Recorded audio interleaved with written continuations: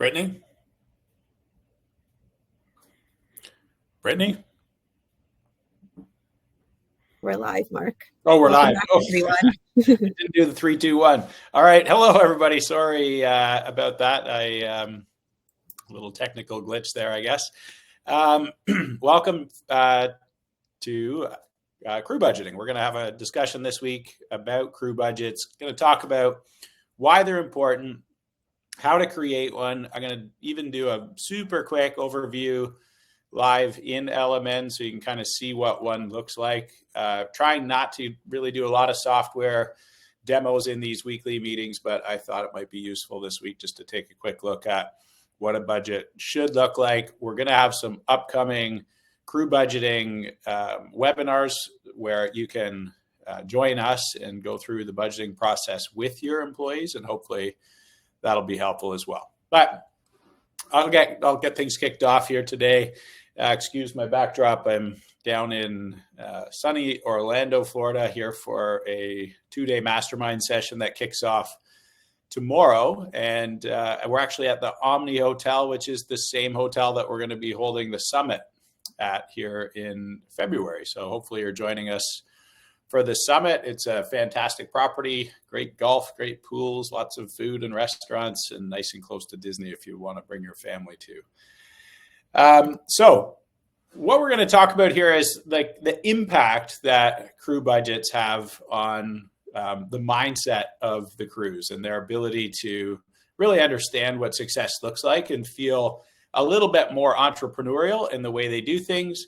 And then I think it really does set you up nicely if you are interested in creating a bonus program of some sort.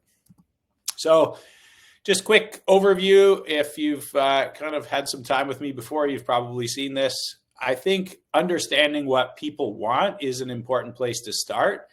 And crew budgets, I think, really provide a lot of clarity on most of the things on this list. It really allows the crews to understand how they contribute to the company or how they make a difference, sets their goals. It allows you to kind of give a field crew supervisor true responsibility for what they're getting done each day, each week, each month, and over the course of the year.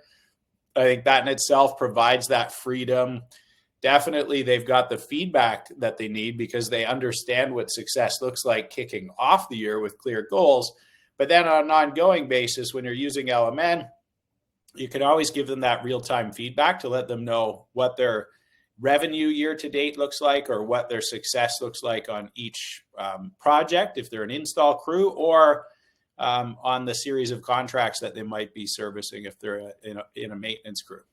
So all of these things become a lot more clear with crew budgets, but I think the most important piece is transparency and compensation. If you're going to really get buy-in and get people to stick with you long-term for a career, I think it's important that they can see how they're contributing and they can understand that their wages are tied to their performance. In other words, the highest performing field crew supervisor is going to make more money than a new crew supervisor. And that is fair. And I think often when people do leave companies to either get another job or start their own, it's because they're really starting to feel like they're not being recognized for their actual contributions. So I think the idea of creating SMART goals, this is something we talk about a lot in the Mastermind 2-day series, is creating these goals that are super specific, that are really measurable on an ongoing basis. And we want to set these goals so that they're somewhat achievable. It's good to stretch your goal a little bit, but we don't want to make it impossible to reach. And then it has to be really relevant to the person that we're assigning this goal to or setting the goals with.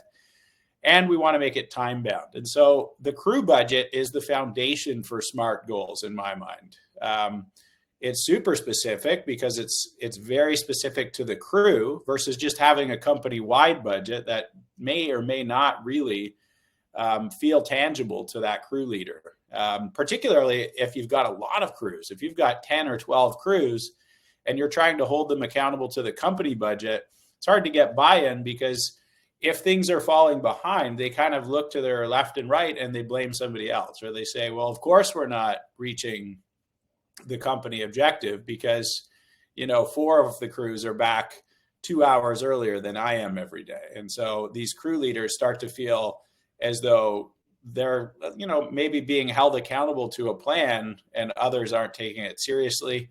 And I think in that regard, people tend to kind of fall to the lowest level. And then you've got a team of underachievers. And I think the reason for that often is the goals aren't specific enough. And so crew goals really, I think, eliminate that altogether and really create the accountability at the crew level with each field crew supervisor. And if you've heard me speak before, you know that I kind of believe that the field crew supervisors are the most important people in the business as it relates to achieving these goals, because it doesn't matter how good we are at selling or designing or marketing. We get all this work, and if we don't get the work done efficiently, then we just don't ever really succeed. And so we want to take the company goals, give them to each crew leader in a way where they can actually control their own destiny. And so we want to be able to make that measurable, and we want to make sure that we can give them feedback. When you're using LMN crew and invoicing, it becomes very easy because all of your dashboards are automatically assigning revenue to the specific crews, and you can run reports and see exactly where they stand year to date against the budget, but also on every individual customer job or contract. So as we kind of move that into budgeting and sort of talk about how to really use the budget, I think to create transparency, what we want to do is make sure that when actually setting wages, we use a crew budget to set the wages, particularly for the field crew supervisors. Often they start to feel as though they shouldn't get paid the same as every other field crew supervisor because they know that they might be doing more, or they might be trying a little harder. They might be more skilled. They might be more capable of taking on more complex work, larger projects, larger crews. All these things start to come into play. We all know as business owners or leaders in this industry that not all field crew supervisors are created equally. And so therefore, they probably shouldn't be all paid the same wage either. That's just not fair. And so what we want to do is we want to create a really strong base pay with an opportunity to make more. And we want to make sure that there's a way for them to truly understand how we arrived at what that wage is so that they buy in and feel like they're being treated fairly, and also see the opportunity in the future, whether that be this year in a bonus or maybe next year in a base pay increase because they're able to produce more work and their crew budget's performing well. So the crew budget allows you to do all kinds of neat things. I think first off, it allows you to create production targets for the year that can then get broken down into monthly production targets so that you get a sense if the crew is on track, and they know, more importantly, if they're on track to meet the year-end goal. We can create expense budgets, which allows us to set labor rates, give people fair raises and fair wages, create bonus programs, know that we can afford to contribute to employee pension savings programs or employee benefit programs, understand how much we should be spending on materials, understand how much equipment we can invest in for that crew, and then also, again, really make sure that the incentive program is tied to an overall plan so that if we're going to put out bonuses, that they really truly understand how they're going to earn on that. So these crew budgets become like a foundational component, I think, to building an entrepreneurial mindset and really driving continuous improvement deeply into the company where it's actually going to happen, which is, I think, on the job sites. And so we want this really clear capability to explain what success looks like on a crew. We want them to understand how much we spend on wages, equipment, materials, subcontractors, and overhead. We want them to understand how much revenue per hour their crew is going to produce or how much we need them to produce. And we want them to understand how profitable the business is or isn't. And I think that's important because oftentimes when we don't take the time to transparently share this information, often I think crews think that they're producing a lot more profit than they're actually producing. And so we want them to be 100% clear on the reality of their crew. And so some common things that over the years, as I've been teaching contractors how to budget, I've noticed that owners themselves can't answer these questions in many cases. And so therefore, I don't think it's easy for them to answer these types of questions when they're talking with staff. And so the decisions or the conversations end up becoming like very emotional. And I don't think they need to. I think they can be much more rational. They can be numbers-based conversations. And when we have rational conversations, our employees believe what we're saying because it's founded on something other than emotions. And what ends up happening when you're not making decisions using numbers, the owner has an opinion, it's emotional. The employee has an opinion, it's emotional too. And now you've kind of got, this collision of emotions where, nothing good ends up coming of that. And what I've noticed over the years, when people would come to me and say, well, I'd like to get a raise, I would explain to them rationally what it would take for me to give them a raise. And I think that's a much easier discussion. And it usually ends much, much, much more positive because it becomes motivational. If I can do this, I'll get a raise. And I know exactly what I need to do in order to unlock that next opportunity. So this is just one example. How many staff would I need if I want to grow by 200,000 in revenue? I hear a lot of business owners come in and say, I need to add revenue so that my profitability comes up. And that's true. But sometimes I often try to say like, well, are you clear on how much more staff you're going to need? Because, when you add revenue, typically you're going to add a little bit of labor cost. Now, not in every case. Sometimes you can change the pricing. Sometimes it can be changed by what you're selling, higher revenue per hour work, which you've probably heard me talk about at some point as well. But really, here what I'm saying is just raw numbers. If I'm going to do 200,000 more in revenue, I'm going to spend, if my magic number, which your budget number will be slightly different, but a typical number for the industry is 25%, particularly for install companies. In that scenario, you'd have $50,000 to spend on labor. So it kind of becomes this like automated way of thinking. If I'm going to do 200K more in revenue, I'm going to spend 25% of that on wages. So I've got about 50,000 to pay the staff. So again, this field wage ratio is different for every company. When you've got a company budget, this number is true and it's yours. I'm using 25% for conversation purposes today because it's a pretty standard number. It's certainly one to strive for most companies. And so again, now I got a crew that maybe this time of year, you're resetting the wages for the coming year. And you've got to say like, well, how much can I afford to pay the crew in the coming year? Well, often it's good to start with the supervisor themselves, the field crew supervisor. They might be making $65,000 today. If you've got that 25% field labor ratio, you could say to them, hey, listen, just to pay you, I have to produce $260,000 in revenue.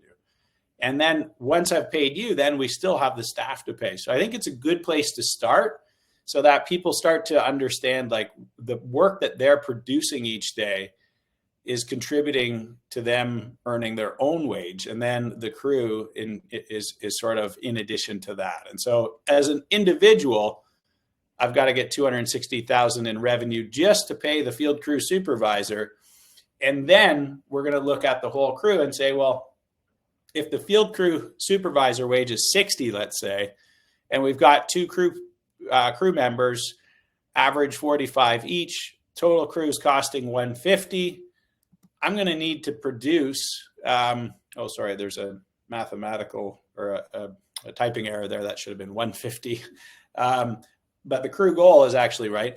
I'm going to need $600,000 on the crew goal in order to pay that crew and make the profit that I'm planning for the coming year.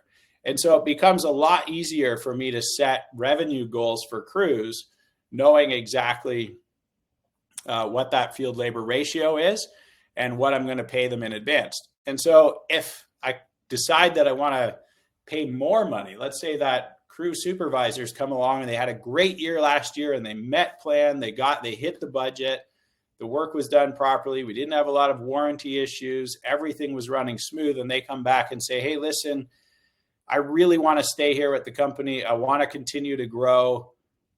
What's it going to take for me to make $80,000, which is a $20,000 raise over what we were just talking about on the example. That's going to bump the total crew cost up to $170,000. And so there's a clear answer. Yeah, we can definitely pay you $80,000 if the crew can produce $680,000 in revenue. And in my opinion, I don't want to go and pay that before they've proven that they can actually produce that. So what I'll do is pay a little higher bonus this year based on them exceeding $600,000. And we'll get to that in some coming weeks. We'll talk through incentive plans. Or if you can make your way out to one of my 2-day mastermind sessions, we cover incentive plans in depth, and we actually work through that entire process so that you can kind of see how to do that for yourself. But again, I'll cover that in an upcoming short session like this on one of the weeklies. But the point being here, we can always pay more money as long as the crew can produce more revenue. And I think it should be on a trailing effect. I'm going to set this year's wage based on last year's revenue.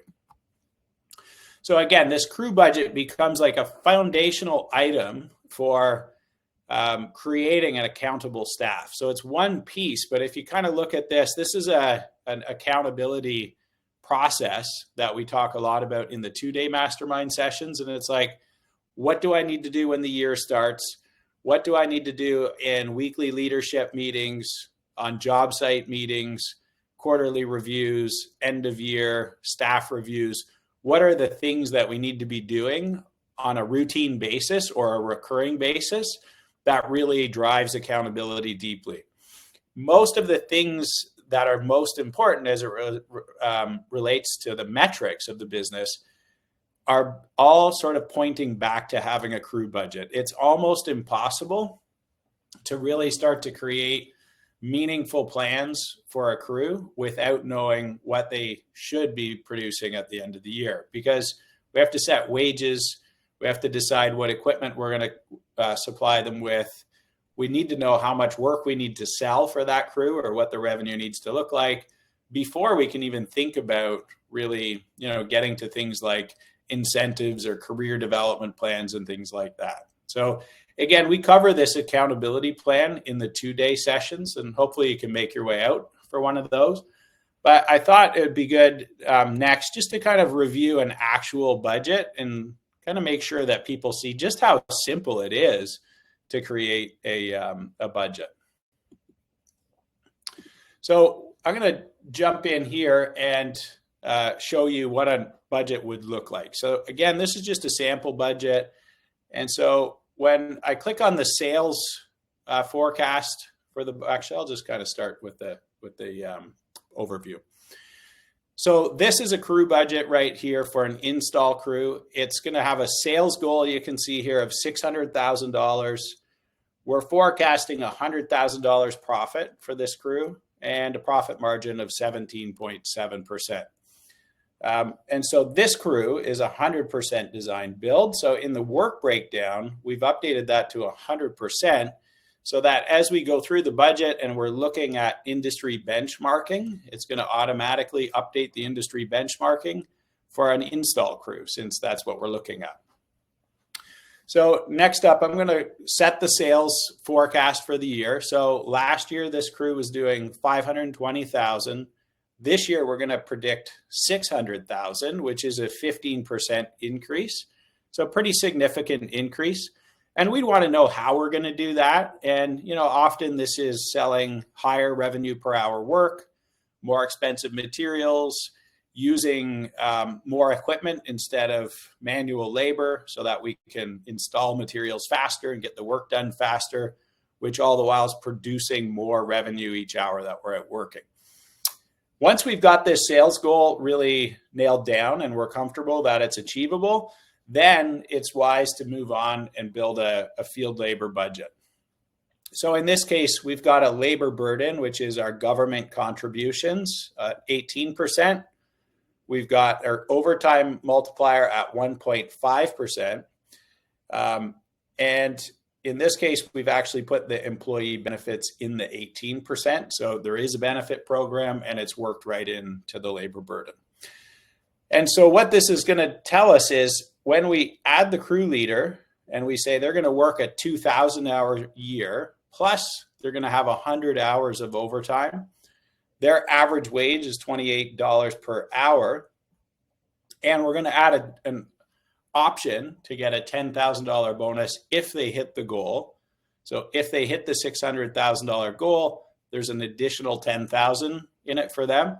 We want to go ahead and put that bonus right here in the plan. And that way, all year as we're pricing work, we're actually pricing for the bonus. So it's not going to come out of our profit at the end of the year.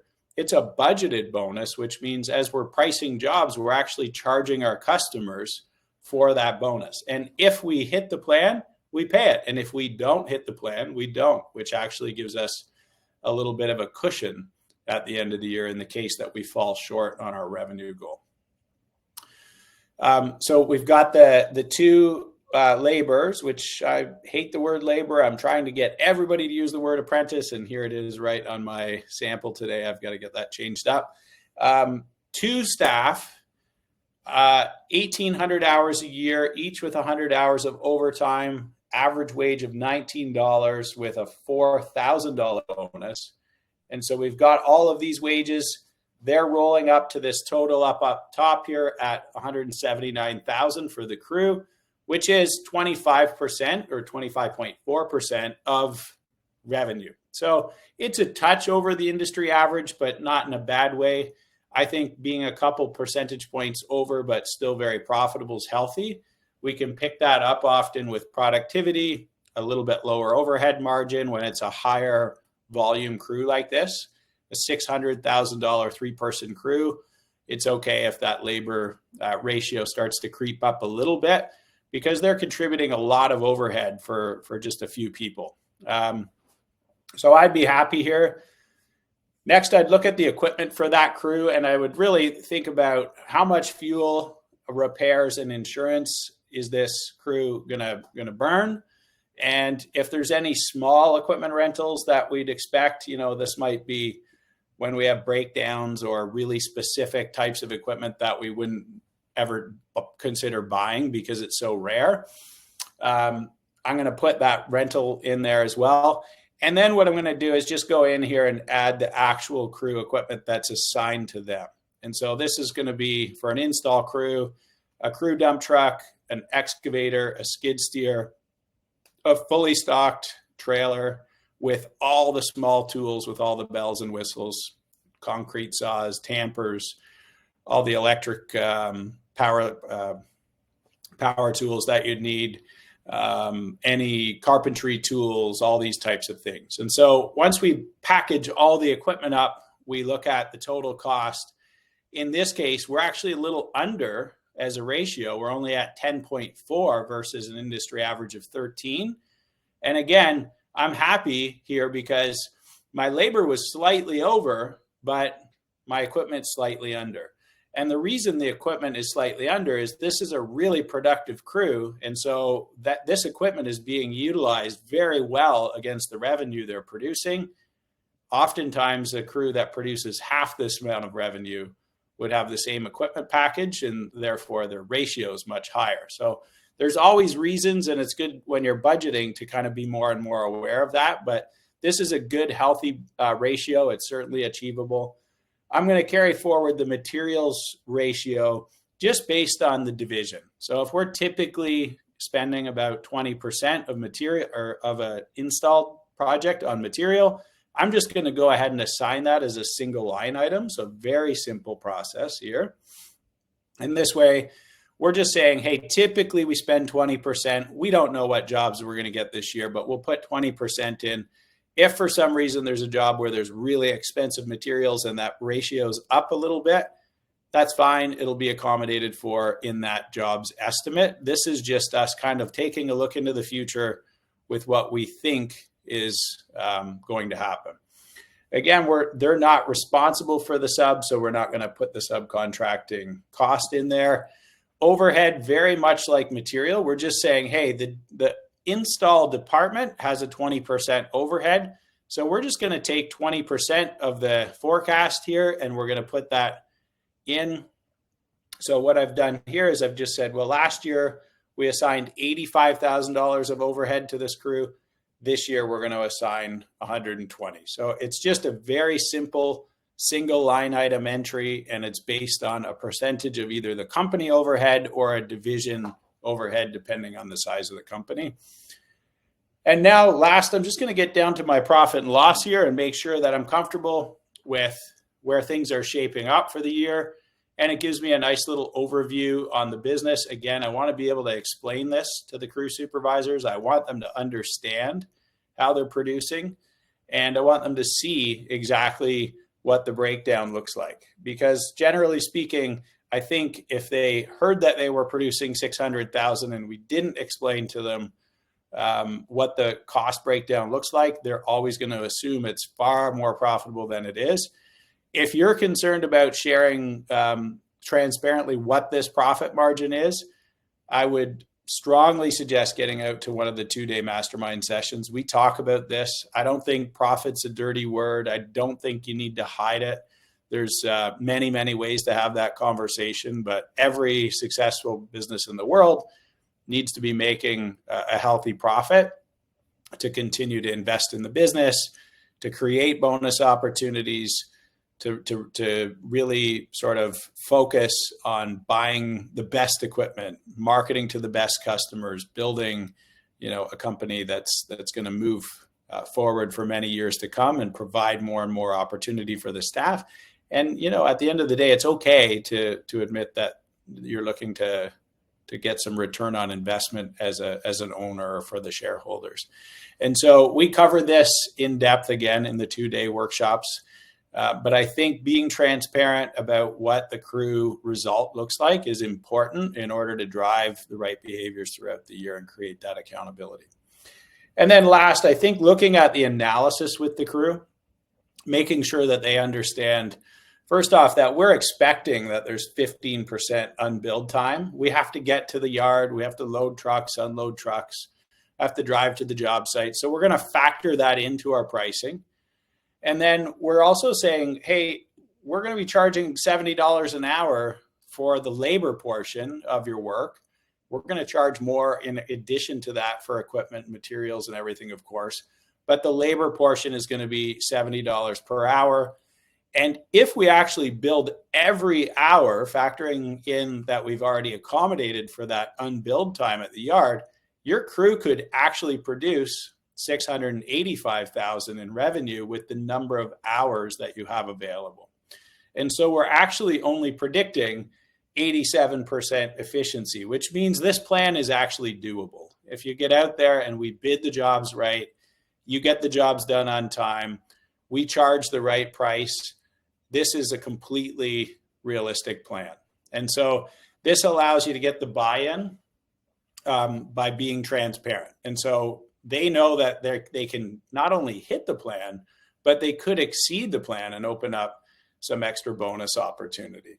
And we cover what that extra bonus opportunity looks like in the 2-day mastermind session. So that's it for this week. I'll take a few questions here in a minute. Before I do, I'll just kind of run through a few things that we have upcoming. It's definitely education season. We're well into winter, and I think most landscapers have some extra time to attend some of these events. Next week in our Mastermind Weekly, same place, same time. Hit that QR code if you're not already signed up.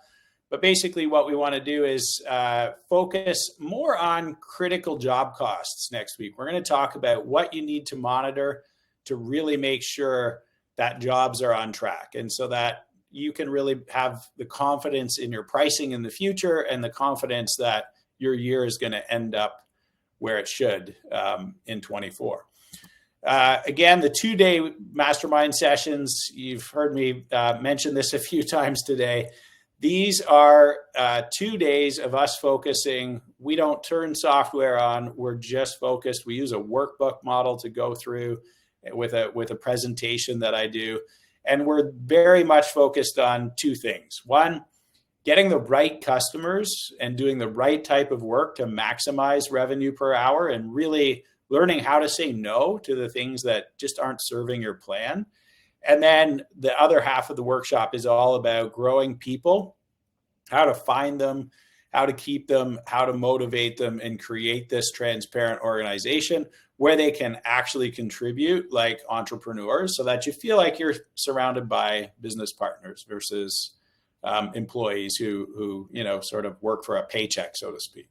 So we really, really focus on a strategy to improve customers and improve employees, because my belief is, our businesses are nothing more than the customers we work for and the staff that we bring in to make up the company.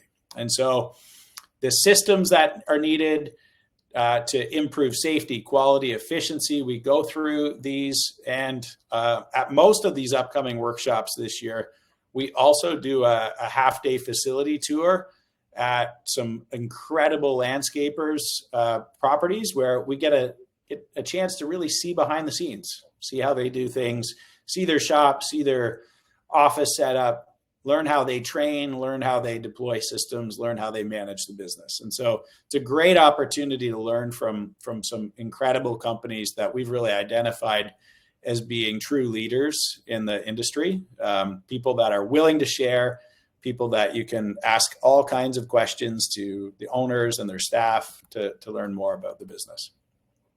And last but certainly not least, FiveDay Academy certification programs are back. These have been off the rails for a few years over COVID. We weren't able to do in-person 5-day certification trainings, and they're back. And so we used to do these at a few specific locations. This year, we're doing these on a roadshow. So we've got 12 locations that we're going to be certifying you and your employees and anybody really that you'd like to bring, so that you get the most out of LMN. And so this is software training. It's in-depth, and you leave certified. And the mastermind. Hopefully you're signed up already. Tickets are selling very, very quickly. We have an incredible lineup of speakers, education sessions. We've got some peer-to-peer networking opportunities. We're going to have a really fun awards night, and then we're going to have some optional fun golf and whatnot after the summit at this beautiful resort, which I happen to be at here today, the Omni Champions Gate Resort in Orlando. So looking forward to seeing you there. I'll take some questions here right now, but if you're out of time, thanks for joining. Appreciate you taking the time out of your busy week to join me. Amazing. So apologies for the raspy voice, everyone, but we do have 2 questions here from Eric. Is the ratio based on regular time, or does this include some overtime that is included in the budget? Or our budget includes overtime, so does that mean that the ratio includes overtime? Yeah, great question. Always included. So we want to take all of the labor costs, the straight time wages, the overtime wages, anything that we're paying the government on behalf of that employee, and then any pension and benefit and bonus costs as well. So it's fully loaded when we're looking at that ratio. Amazing. And then Victor was also asking, and I believe Christian may have jumped in on and answered some of this, but just for everyone, is 25% for maintenance crew and install crews, or does this change? Yeah, it changes very much crew or company to company and division to division. So typically for a company that's doing a big mix of work, I see that ratio fluctuate between 25 and 30%. But for individual crews, like a design build crew is typically somewhere between 20 and 25%. And then for maintenance crews, depending on how much enhancement work they do or how much material they install, and again, this varies so much because every company does this a bit differently. It kind of varies between 25 and I've seen it, as much as 35% and still be a very profitable crew. It really just depends on how much material the crew is installing because that impacts the ratio so much. And so the important thing is when you create a company budget and then you build crew budgets, it gets very specific to your company, your divisions, your crews. And I'm just using this 25% because it's a fairly standard number. Fair. That's amazing. And lastly, I think Jay here was asking, do you track revenue through company budget or through division budget? Both. With LMN, when you're doing invoicing using LMN, you can track your revenue at the company level, the department level, or the crew level. And you can also assign it to individual estimators and salespeople. So you can actually really run reports that allow you to know who contributed or what department contributed to revenue at any level. So it's very powerful that way with the LMN Analytics dashboard. Okay, great. That's all the questions from everyone. So thank you everyone so much for joining us this week. And hopefully you're able to join us next week. Great. Yeah. Thanks everybody. Appreciate you joining. Again, if you ever miss these are on the YouTube channel. You can also access them right from the website under webinars. So if you ever miss one, or if you want to go back and look at the previous weeks, you've got a few places to look right there from the website or the YouTube channel. Again, thanks for joining, and I'll see you again next week. Take care, everyone.